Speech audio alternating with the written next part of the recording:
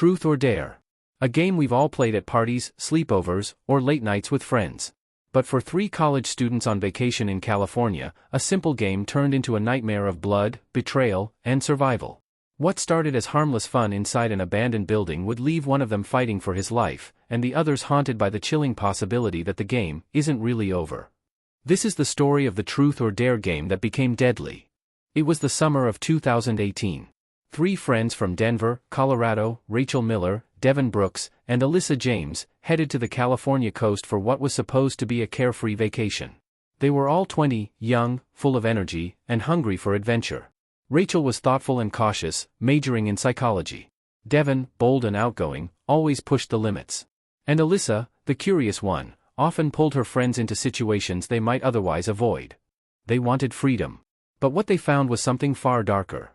On their second night, the trio met another group of young adults at a late-night diner: Tanner, Mariah, Zeke, and Chloe. They were musicians traveling up the coast, chasing gigs and excitement. Their energy was magnetic, especially to Alyssa. That night, the group suggested something reckless, exploring an old abandoned community center on the edge of town. Locals whispered about violent incidents there decades earlier, and some even said it was haunted. Rachel hesitated. Devin laughed it off. Alyssa was curious. And so, they went. The building was a shell of its past: graffiti on the walls, broken windows, the smell of mold and decay. Inside, they formed a circle. Mariah smiled and suggested, "Let's play Truth or Dare." But not the innocent kind, the real kind.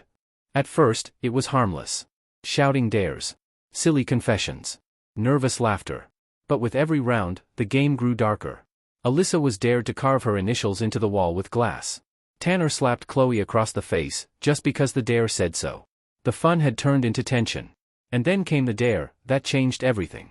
Mariah dared Devin to go into the basement. Alone. For 10 minutes. Devin, never one to back down, agreed. He opened the heavy door and disappeared into the darkness below. 10 minutes passed. He didn't return. When the others finally went down, they found him frozen against the wall. His face pale. His voice barely a whisper. "Someone's down here." But when they looked, the basement was empty. Devin wasn't himself after that. He shook, he refused to laugh it off. Rachel wanted to leave. Alyssa too.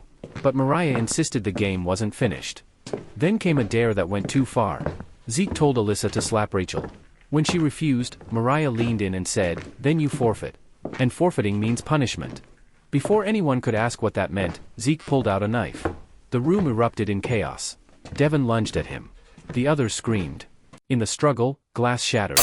Rachel and Alyssa tried to escape, but Zeke blocked the way. And then, it happened. Devin was stabbed. He collapsed on the floor, blood soaking his shirt. The game had turned into something else entirely. Rachel and Alyssa bolted, shoving Tanner aside. They ran into the night, hearts pounding, and called 911 from the roadside.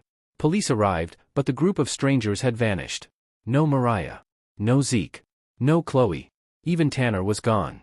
Inside, they found Devin barely alive, dragging himself toward the exit. He survived, but was never the same. Fingerprints were smudged. Leads went cold. The case was left unsolved. Rachel and Alyssa returned to Denver, traumatized. Rachel struggled with paranoia. Every shadow, every creak in her apartment made her wonder if she was being watched. Alyssa tried to move on, but months later, her phone buzzed with a message from an unknown number. It said just 2 words: Truth or Dare. Was it a twisted ritual by strangers they never should have trusted? Or something darker that followed them home? One thing is certain, for Rachel and Alyssa, the game isn't really over. This was the deadly Truth or Dare vacation. If you found this story chilling, don't forget to like, share, and subscribe for more real stories that prove sometimes the scariest games are the ones we think are harmless.